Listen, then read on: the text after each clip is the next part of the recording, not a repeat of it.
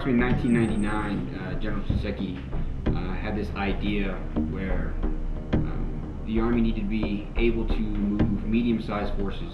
And what that meant was something in between the heavy tank and Bradley units, but not as light as the Humvee and dismounted units. They wanted something in between that would enable soldiers to that could be deployed rapidly, but also provide them protection and allow them to move rapidly across the battlefield.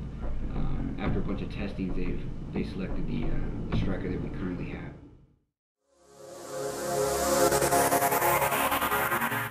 When the Bear Troop, or Bear Cav, was officially formed in March of 2007. When the squadron first stood up, Bear Troop was actually the first line troop in the squadron. And as we were establishing all the troops, we decided to go along with the traditional cavalry base of Indian names. So we were searching and searching for a good B Indian name. And so we chose Blackfoot. So originally we were Blackfoot Troop. While we were trying to come up with symbols and stuff like that for our troop, two individuals that worked in my training room came across a picture of some cavalry soldiers riding a bear. And they were all excited about it. They thought it was pretty funny, so they came and showed me. And then one of them made the comment about, Bear Cav.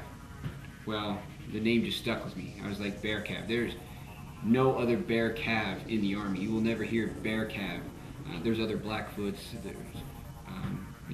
You will never hear another Bear Cav. So I was like, that's it. That fits the personality of this troop that's forming. So we had already sent our names up to brigade. I wrote a memorandum of persuasion, and I sent it to our S3 at the time, was Major Johnson. And I outlined everything and why we should change our name from Blackfoot to Bear Cav. How individuals are already referring to my office as the Bear Den, and we have a workout room. They're already referring to that as the Bear Cave, and it was just fitting our personality. So I wrote that letter, and the response I got back immediately was, yes, go for it. That is perfect. So officially, we're known as Bear Troop.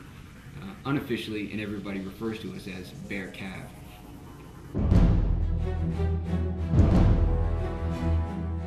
After Bear Troop formed, we knew originally our operations were going to be Iraq-based, and we knew that. So we were looking at doing more of a 70 to 80% reconnaissance role and a 20% direct action role or infantry role. So we started off basically with reconnaissance tasks. We developed a scout stalk lane where soldiers and scouts would have to start at one end and maneuver without being detected to another area and report on what they seen.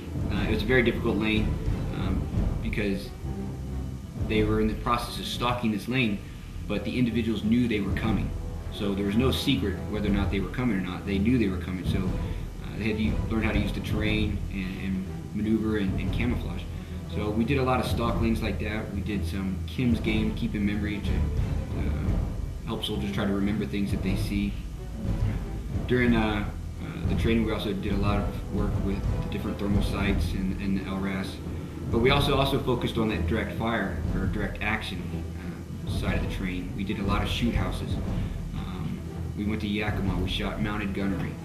We did combined arms fires in conjunction with the Strykers and dismounts.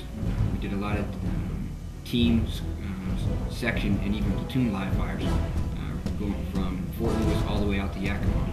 We conducted tactical road marches from Fort Lewis all the way down to Oregon and around and back up to Yakima, which was quite a feat for the whole troop to move. And as soon as we got to Yakima, we went right into combat operations and training. So we tried to replicate as best we could how war was going to be, or how we saw that we may have